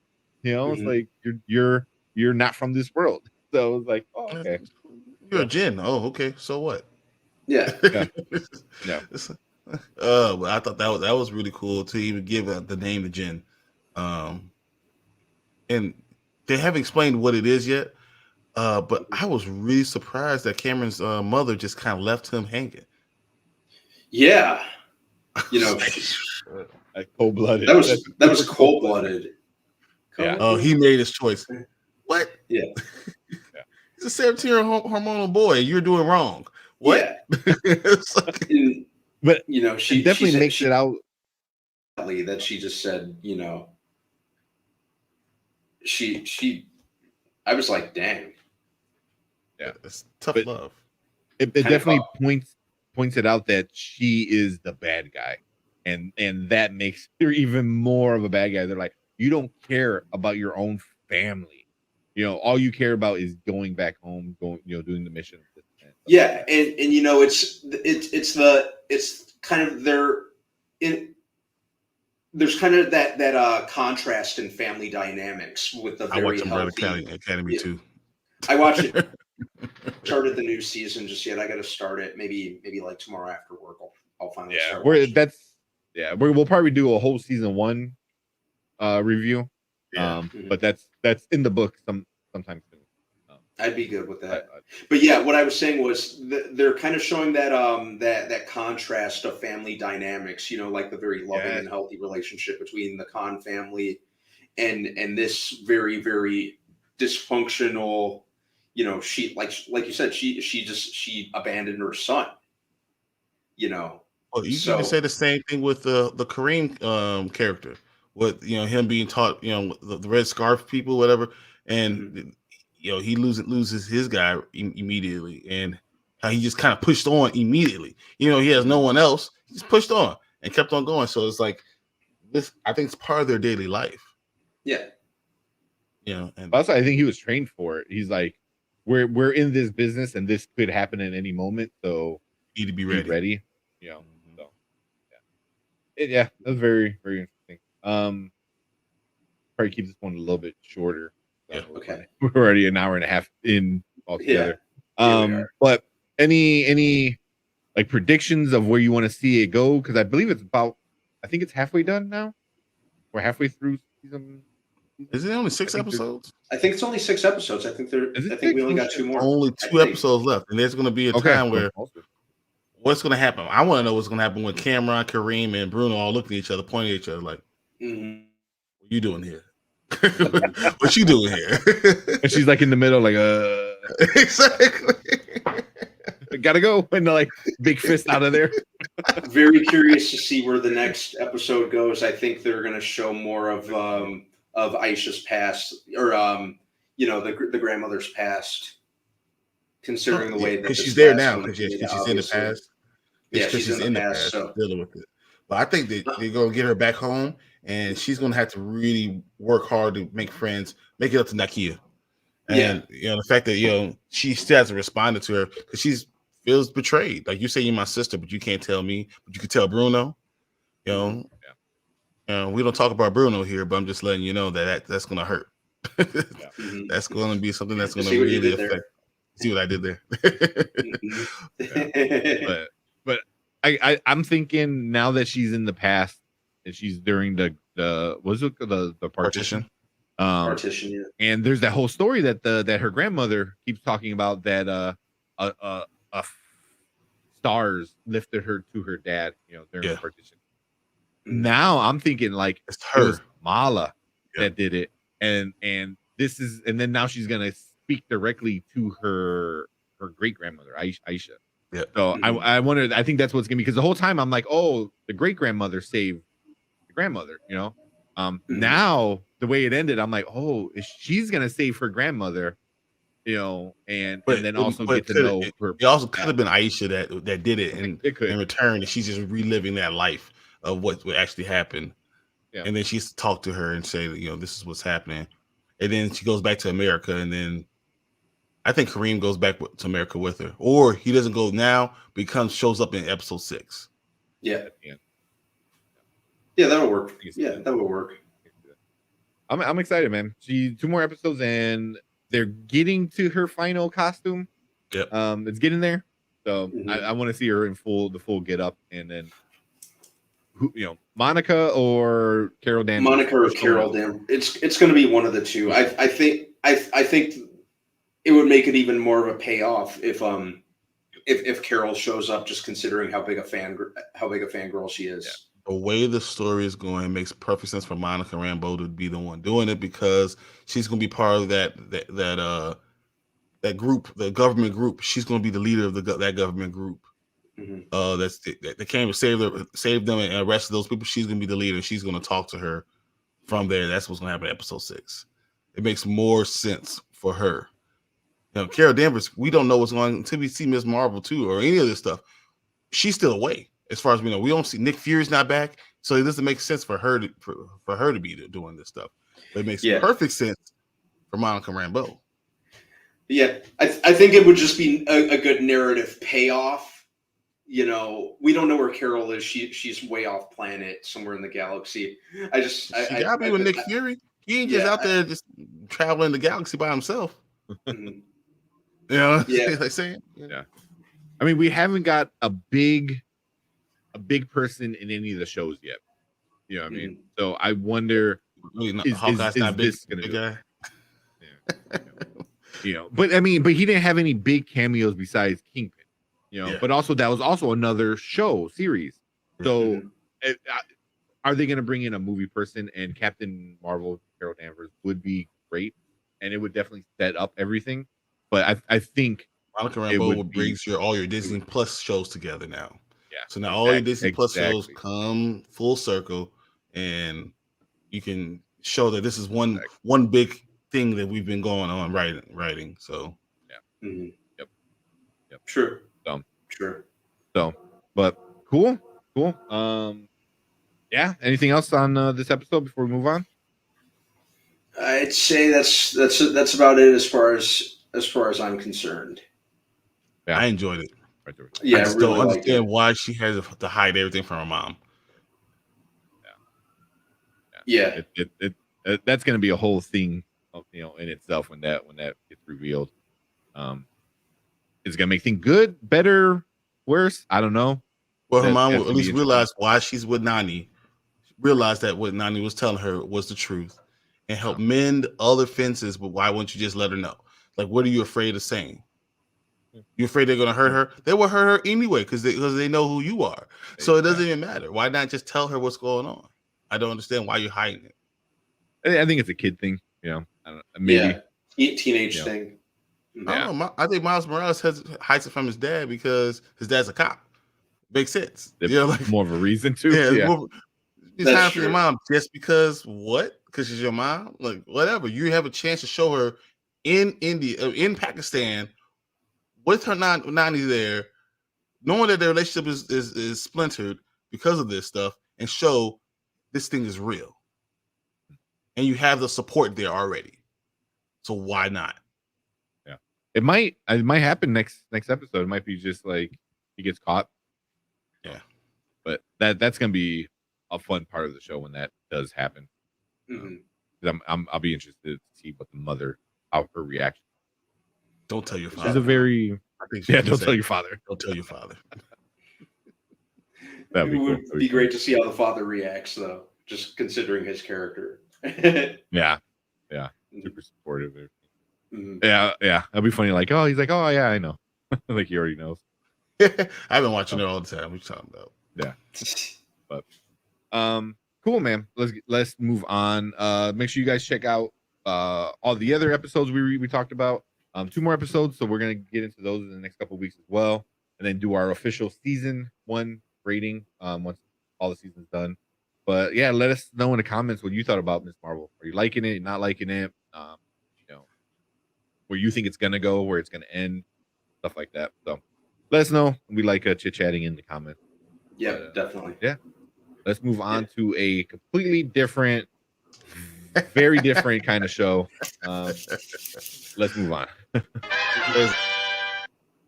See ya. All right. Here we go. So, we are talking The Boys, Herogasm, episode 6, season 3. Oh my god. Oh, Homelander versus Soldier Boy, Homelander versus Butcher. And Huey too. Huey, don't sell Huey short. He's stupid. Huey is stupid. Yeah. Like, dude, you have Starlight. Shut the hell up. What's wrong with you? Yeah, he's such a wet rag. Yeah. Your mother's so disappointed. You, Meg Ryan, right now is just disappointed. Dennis Quaid is like, son, come on. What are you doing? You have a chance. Really? Yeah. Man, I don't know. Initial thoughts. what did this just before we get into details, just initial thoughts. What you guys, when it was all said and done, what was the first thought in your guys' head? I'm still processing that episode almost a week after the fact. All right. That there was a lot there's a lot to unpack. Well, hold on. I got something for Tank right here. Holy shit, that is crazy good. That was gonna be bonkers. That's what I thought. Yeah. I think that's probably the most apt and accurate reaction you could come up with for this episode. Holy crap! Yeah, I watched it at work. I put my headphones on for sure. This one, I'm like, I'm putting my headphones in 100%. I know I'm putting my headphones in, and I was watching during my lunch break, and I had like 5 minutes left, and it was at the very, very end, with Starlight doing her thing, and somebody like walked in, like opened the door, and I was just so focused on the phone because I was just from beginning to end, the episode pulled me in, and and yeah, they had to like kind of like tap on the desk because I was like so in the zone, So he was lucky it wasn't the mother's milk, the Marvin part of the episode. Oh God! Like, dog, if you touch me, I promise you, I'm going to get an axe. Well, I think somebody said it was father's milk. That's what they dubbed that. Like, we met mother's milk, now here's father's milk. My God, dude, that was so nasty. I looked at my wife and she looked at me and she's like, "What the fuck?" Yeah, oh my God. I was, Oh, I live alone, so I was able to make all the, just kind of surprised and all the emotions that I was going through watching this episode. I was able to do it, in solitary, which was good. Yeah, but that was just nuts. I was like, you gotta. Oh, dude, what was the worst part you think of? The most raunchy part for you? Oh, love sausage. Oh yeah, love sausage. Yeah, really? Yeah. I mean, they're bringing in so many comic book characters now. I'm finally getting caught up with the comic book, and I don't know if they're gonna make him as important as he was in the comic. But I mean, last episode we were introduced to the Legend. This episode we were introduced to Love Sausage. Hey, wait. What about the octopus part? Oh my God! I had a feeling that the Deep was going to be there, and he was going to be doing something with. I just wasn't sure if it was going to be an octopus or. After he ate the squid, I knew it was going to be. Oh yeah, I don't know the whole thing with Yeah. So James is saying, the hype is real. We watched it. My friends watched it. All right, effed up. There's no being the whole the whale of the urethra. Yeah. Oh my God. Yeah. That was so. Come on, Laz. Like that germaphobe. Yeah. That was so. Oh my goodness. I saw. I was like, I don't even know what I would do. Like I don't even know how you don't just go and just say I'm going to kill that person now. One of us got to go. I was expecting him to. He took that extremely well. Mm-hmm. Oh, how'd you guys like the part? So when Mother's Milk first got in there, and also when Butcher found out what was going on in the building, the hero gas, they both said the same exact thing. I was like, that's how much friends these people are. The first thing was like, oh, Frenchie is going to regret it. He's gonna love it. Yeah, and I was like, that's crazy. Like they all hate each other right now for obvious reasons, but it's like they're still this family. You know what I mean? They're still the boys. Yeah. They still have that unspoken camaraderie between each other. So I just thought it was kind of funny. It's like they're not with each other and they're still thinking about each other.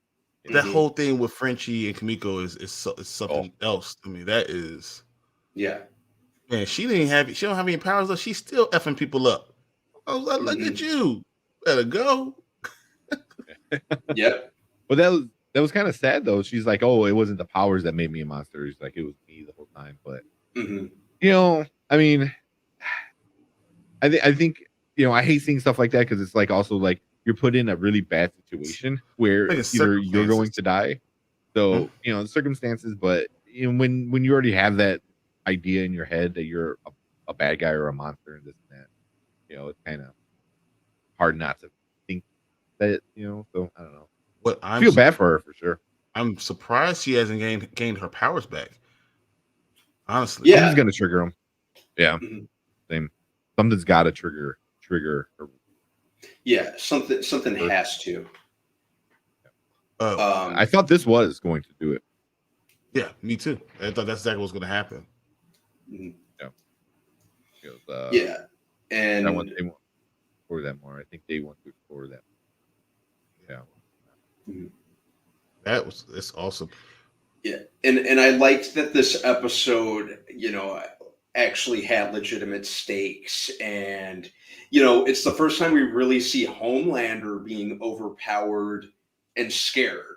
Well, not the first that he sees himself being scared, but kind of outmatched from a physical standpoint. Yeah, I think He's the first always time been, he thought that he never thought he would ever be manhandled. yeah, And he got manhandled, and it was funny. It wasn't even. It was Yeah. Butcher. Really, that was really the thing that was like, man, hit Yeah. him Threw him off. force for force. Like that was really Yeah. cool. Yeah, Is see, those and, two. see, that's Homelander doesn't have hands. Billy, Mhm. Billy and Billy and Butcher and Soldier Boy do. He's always been reliant either on getting under people's skin or just kind of brute strength. That guy got shook and friggin' and cut and ran, blasted off and Yeah. flew off with his tail between his legs. Hey, which but was he's still so- strong enough to do that. So I mean, Yeah. he's not a pushover, and that's what we have to remember. Yeah, I mean, he still is the strongest. Yeah. Without a doubt. But man, that whole thing was so good. Yeah. Mhm. That fit, that look. Oh, I gotta look for that. That Butcher face, like of The grin. Yeah. like of pure happiness. Yeah. That was yeah, but Yeah, I aspire to reach that level of bliss one day. Wow, I like this what Andrew's saying. And can I also say can I also say I really did like that they spoofed that Celebrity Imagine video at the beginning. oh yes. As much as I love Gal Gadot, she had that coming. Yeah, that was I'm guessing Kamiko is going to choose to inject the V. I could see that. I could see Yeah. that. Mhm. To save But them. I wonder though if that would reactivate her powers because she already had it and it got taken away. So instead of being temporary, It'll is just it going to jumpstart her be regular powers. yeah? So I'm kind of curious on that because she's got to get her powers back sometime because she is a badass. In some way, shape, or form, definitely. I got to find a better picture of it, but yeah, this was super good. I think this was it. Yeah. He Like, looks so yeah. happy. Yeah. Wait, scroll back up. Scroll back up. Scroll back up. I think I saw it. Scroll back up to the top. Isn't it that one? Far left. The first one. The first one. No. Far left. That one. No, that's not it. My bad. I think it is this one because he was like, there it is. Yeah, there it is. See. Yeah, just like super geek. He's choking out Homelander. Mm-hmm. Yeah, I mean, what about A-Train? I know we can get back to that fight. I want to think that's the last thing we're gonna talk about. But that A-Train. Oh, A-Train broke out the Cabal fatality. That was beautiful. When it was like, man, he just did that. He was like, was it? I'll murder me to murder you. Like, wow, That's some real cold stuff to say to somebody. I'm gonna kill myself to make sure you die. Did they show A-Train at the end of the episode? I'm trying to remember if I saw a him. heart attack. Yeah, but then after that, so for all we know, he may not be dead, but I'm pretty sure that he is. I don't think he is dead.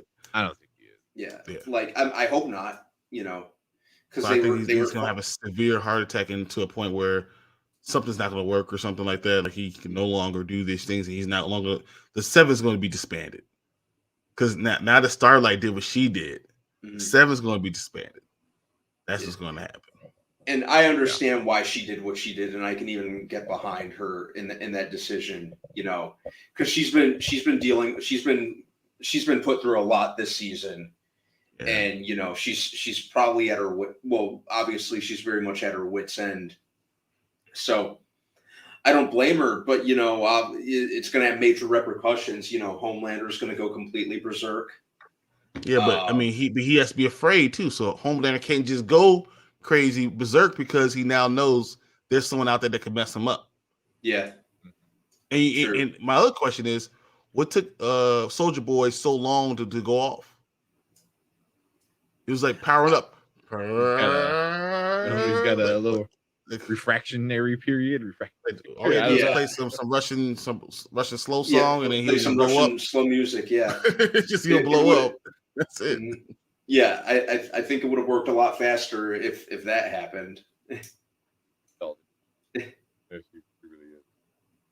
Do we see Queen Maeve again next tomorrow?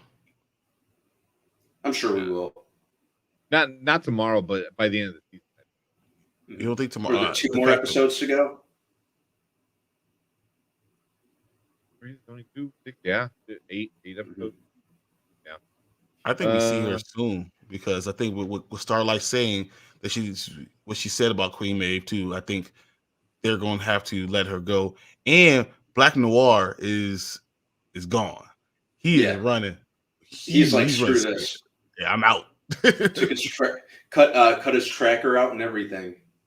He did so much. He was like, "Yep, here you go. Here you go. All right, I'm gonna head out." Yeah, about time to get the old dusty trail. And he said, "Nope, I'm out." That's what Nope's about, guys. Right there. Forget all this now playing there. That's what Nope's about. Yep.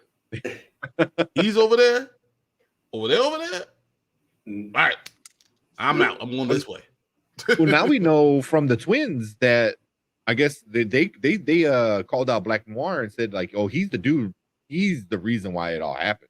So they're that's really kind of makes sense because he didn't have to have his mask on until after what happened that day that we saw. Yeah. What we got? James saying, "I think Soldier Boy's hater beam is only temporary." I thought that same thing too. Could be. Are they gonna do a Medusa thing and bounce it back at him type of shit? With a mirror. I think he's gonna be around for a little while. Yeah. You don't get Jensen Ackles to be in a few episodes. Yeah. Especially isn't it's from the creator of Supernatural, right? Eric Kripke. Yeah. So Kripke. Yeah. That's why Bobby Singer's in there. Named Robert Singer. The same character. I was like, really, dude? Same actor, same character? Come on. Yeah. And James, like A-Train, not only with what he did to Black Hawk, but like sincerely apologizing to Huey, despite Huey punching him. That was Huey took his power. He was ready to just come after him, and he said, "No, you're right. I am completely sorry. It was totally messed up," and he owned up to it. But it was like his swan song, his last thing he was gonna do. I'm going to get revenge from my brother. Yeah. And he just kept on I don't running. think he's dead. There's no way he's dead. He's too important now. I really hope not. I really hope he's not dead. I don't think he's dead either. He's been kind of the whole A-Train to Africa thing. That was so hard to watch. It was so cringe. Yeah. It was so cringe. but it's It was cringe nice. in a very good way. You know, they have Hey, they've, what about they've Victoria?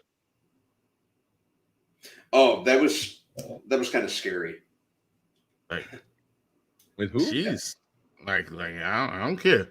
Yeah. Like, you bring some of your followers to me. I do what I do. I get elected. We can both watch each other back. And Starlight is a little pistol, but but her powers take too long to warm up. It's like watching Storm in the X-Men series. In the X-Men movies, when it's like her eyes go in and you got warm up with power. By the time I would have stabbed you 15 times, it doesn't matter. You got the greatest powers of all time. If it takes that long to warm up, it doesn't matter. Popped her head. Yeah, like done. Out. Yeah. I do think though she's kind of becoming the new Huey, because Huey was always like, we have to do things the right way. We have to do things the right way. And then this season, he's going off the deep end with Butcher, and I think she's going to replace that role. Like, we have to do things the right way. And the way this show is going, that there is no such thing as like good guys the way she wants to be. Like, but she's just never setting her up for a bigger fall. She's also never going to forgive Huey. No. And I don't know. What if this is what happens for A-Train? What if Stan saves A-Train? Like, he's watching all this stuff. Stan Edgar, like, he's watching everything from the outside, and he just says, he picks him up, and he's like, all right, I got him. I'm gonna put him on a redemption arc. He's my way back in. Yep. Mm-hmm. Yeah. So really with which one? I think that could be. I think Stan Edgar could be the one that does, and he's gonna take over Vault again. Oh, yeah. A-Train died, guys. Yeah. They didn't show his body. I don't know. And that's what I was looking at the end. And unless the next episode comes on with A-Train's funeral, I'm still not gonna believe he died. It makes sense. They showed Blue Hawk, right? Dead. Like, they put the tarp over his body. They put the helmet back on him. What was left of him? Yeah. Because they Stan Edgar is the one that actually set up Soldier Boy. Oh, without doubt. I know it's Stan Edgar, but I think it's Stan Edgar working through probably Black Noir, because you kind of see they already had a relationship, in that flashback. So So they showed his heart stopping. They kind of did, because you hear doof doof. Yeah. Doof, you hear doof. Yeah. I mean, so did Superman, but came back. It's gonna come back to like, oh, it just beat really slow. I don't know. Unless they show what happened with Supersonic. Supersonic's dead. He's dead without question. Oh yeah. Like, that's the only way somebody is dead in this show. I mean, because you could always give him more Compound V, and they could do a lot of different things. But A-Train his arc was ending, and for him to apologize to Huey and then get vengeance for his brother, that it makes sense. But I don't know if he's dead, because I don't know until I see it. I can't tell you yes. Mm-hmm. Yeah, I hope he's not. I'm kind of expecting him to be dead, but at the same time, if he turned out not to be dead, that's what I'd prefer. I want to know how long his contract is. That's what we'll know. We'll know if he's dead or not. But if he is dead, that was a great way to go out on his end. Yeah. Just apologizing to Huey once and for all, and just road hauling Blue Hawk. That was awesome. That was a good way to go. Out of everyone that died, that was probably at least a good redemption. Yeah, him apologizing, but I'm saying, I'll murder me to murder you. It's the coldest thing anyone else could say to someone else. Like, wow, I'll do whatever it takes to kill you, even that includes taking myself out to kill you. Mm-hmm. I mean, Huey was going to do that too. Huey was going to do that with taking out Homelander. Yep. So I mean, because Butcher said, "Get out of here." He's like, "No, No. because he knows he's like, this guy needs to die, save the world." But no, Huey wants to be the savior, and I think that's his problem, and he needs to just get over that crap. And someone needs to tell him by himself. I hope it's Marvin. Marvin just tells him like, "You need to get over this crap." Don't you think I wanted to try to kill Soldier Boy, even though he would have killed me? But no, for the greater good, I need to do this. You need to realize that. Mhm. Yeah. I love what Mother's Milk is kind of becoming at this. Yeah, he's so great this season. One of my favorite. Well, he's always been one of my favorite characters, but they're really giving Laz Alonso a lot more to work with this season. It's hard for me to see him walk away from his daughter like that and leave him with a guy that's saying all the things that he's saying about Homelander. I hear what you guys are saying, but once again, as a father of little girls, there's something I couldn't do that. Mm-hmm. I guess like he has trauma. He has really bad trauma that is literally messed up his head. I mean, he blames himself. Yeah, Mm-hmm. yeah. I called him into my room, and then that's the reason he died. Yep. He said, you gotta get over that crap. Yeah, he definitely does. And MM is definitely needs more time. Yeah, well deserved. So we'll finish off with how this episode ended with Starlight quitting the Seven, calling out all the shit. Like he's letting everyone know. How do you guys feel about that? What do you think is gonna happen? I liked it. I'm a little frightened for her, just to see what's gonna. But she's alone. Yeah. She's all on her own. You know, even Mother's Milk is like, you sure you want to do this? This isn't gonna end well. But like I said, you know, considering how she's been put through the ringer this season, I understand. You know, and I can even kind of commiserate with her. You know, she's simply had enough, and I kind of like that they went that route, because you know now the shit's really hit the fan. You know, probably come next episode. You know, who knows what's going to happen, and the fallout from this is going to be massive. Well, she's with Mother's Milk, so Marvin's going to be able to protect her for a little bit. But he's probably going to take her back to the same place that Frenchie and Kimiko are, and you know that they're going to be doing have a last stand against Homelander, and then that does mean that Huey and Butcher come in to save the day again, but she doesn't want anything to do with Huey or Butcher, really. So he said he'll save her life, and she wants nothing to do with him. He said, "Oh, now I'm more powerful." He's gonna say like, "No, I'm more powerful. You don't want anything to do with me." He says, "No, because of what you becoming, I don't want anything to do." And that's gonna be, I think, the thing that might wake Huey up. Mm-hmm. This is an addictive drug, but I think that type of scenario would be something that will wake Huey up and make him realize that I gotta quit this stuff. Yeah, there's got to be you know, some point that makes him kind of come around and kind of see the folly of what he's doing. I don't think he's too far gone at this point. I think Butcher is probably too far gone as far as like the Compound V goes. Even before he was using it, he was too far gone. Yeah, and because you know he like I said a while back, he's always had like some kind of tether or someone to kind of reel him in, and you know that was Huey, and now yeah. So yeah, there's going to be a lot of fallout for pretty much for every character. You know. Oh, did he? Oh, is that why when he got there, the guy whispered in his ear, he was like, "No, I need a break. I need a break." I wonder if that's that's what I'm thinking. Yeah. Yeah. I mean, they're changing a lot. They're changing a lot in the comic. Yeah. I think the changes. I don't mind that. The changes work in terms of you know, like there were a lot of things in the comic that were really kind of shock value just for the sake of shock value.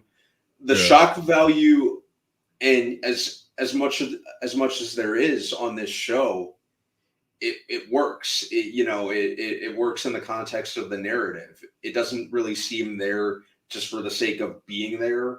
We established pretty much right out the gate that we're dealing with a lot of very, very bad people, a lot of very corrupted people.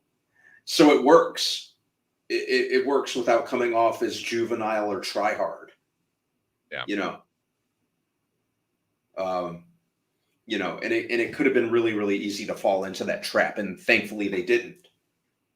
It's gratuitous, but it's very functional to the plot and the narrative.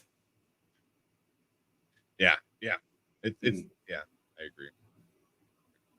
Like I said, it's harder to shock when you draw. Yeah, that's Yeah. And comic books, you can Mm. they can get away with a lot more because it's not on TV. So Yeah. They had a lot of sex going on at the same time, guys. I mean, that was a lot of people had a lot of sex. Oh, Yeah, they show like a huge like anaconda of a cock. But I'm not even worried about. I'm talking about in the background. It was just stuff everywhere going on. I mean, it was pretty much so everything. much. Yeah. And then Soldier Boy's like, "Oh yeah, I started that 50 years ago." Yeah, me. that was funny. The Soldier Boy's a fun character to watch. It's fun watching Jensen Ackles in that role. He's basically like a stereotypical like 80s macho man. Manly man. Yeah. Oh yeah. The whole thing, he's like, goes, "Oh, Bill Cosby, that's America's dad." Yeah, that's man. I was like, "Oh," and then the whole time, what's his He name? makes a hell of a drink. It's strong, man. I was like, I can't believe he's saying that this. made me say out loud, God. "Oh man." That was hilarious. That was hilarious. That was great. Yeah. That was great. Yeah, they're definitely going places. They're not afraid to pull their punches with these jokes that they're doing. They are making fun of everybody. So I can't wait till tomorrow to see where we go from here. This was a great episode. It was an amazing episode, but yeah, next week I'm sure they're going to try one up themselves. Mm-hmm. Yeah. Same. They said somebody said it's not going to be as bad as this last episode, but we're going to get a lot of information. Well, that's what you need after something like that. What we've seen, we need a lot of information now because you need to set up the final battle. Yeah, like chill out. You don't need to have all this stuff. You gave us all the craziness. Give us the info and let's set up the big battle. So I'm super excited. Yeah, but anything else you guys got? Because we got 2 hours. Yeah, that's all I got at this point. Yeah. Expo dump. Is that a comic book thing or what? No, he's talking.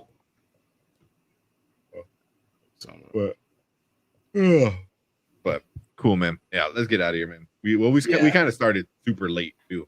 So yeah, we did. I wonder whose fault was that. But yeah, I will take some of that responsibility with my technical errors or technical issues. I was blaming myself. Yeah. That explain all the exposition. Exposition. Yeah. Oh, yeah. Yeah, they explain all the stuff that's going on. But yeah. Hey, Andrew, thanks for being in the comments today, man. It was great. James. Of course, we always get Martin coming in, helping out a little bit. I mean, this has been the conversation was great. Yeah, the conversation was really, really good. Yeah. Of course, I got to thank Derp, my nemesis. At all times, I need to make sure I thank him. So yeah, this is great. Yeah, it's awesome. Yeah. Then also just a quick reminder: make sure you subscribe. I know that's like such a cliche thing to say on YouTube, but it really does help. Get our videos out to more people. Yeah. But definitely subscribe. Check us out live, stuff like that. So man, I'm back Monday. Yeah, Andrew, I'll see you at the 10. I'm actually going to be out south this week, and I might poke my head in there. You'll be out south. Oh, I see you. Yeah, I gotta Oh, pick it's up the a 4th of dinner- July weekend. What am I talking about? Your mom. Yeah, and I gotta I was helping out my folks with a couple of things, and I gotta pick up this dinner table that I'm taking off their hands. So Awesome. That's awesome. yeah, I got I really feel Like an very adult. very well nestled into my adulthood when I'm picking up dinner tables. You know. Yeah.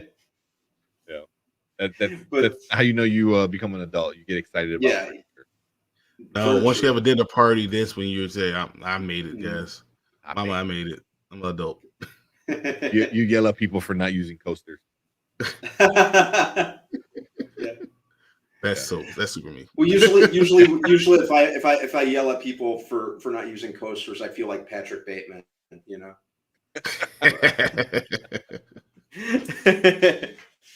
That's funny. Oh, there we go. Thank you. Got Deborah in chat. Great reviews. Thank you, Mom. I was like, he can't say Deborah. I know. You can't. I think Martin calls his mom, but this Martin calls mom Stella. I'm trying to remember now. I gotta ask him next time. I think Mark might. I think Martin just says mom. Yeah. But all right, man. Let's get out of here. Appreciate you guys. All the people watching live, super appreciate it. Make sure you hit that sub button. And then we'll be back Monday talking about the Minions movie. Minions. Minions. Yeah. So cool. But appreciate Brian, Brandon. Thank you guys. You know, as always, coming in, always hanging out, talking all the time. Always a pleasure. But Brandon, let's finally stop watching the last episode of The Boys to come and watch it, talk about it with us. Thanks. Yeah. Oh man. But all right, let's get out of here. Appreciate all you guys. All right. See you guys next week. Later. See you guys next week. Bye-bye. Don't forget to like and subscribe. We out here.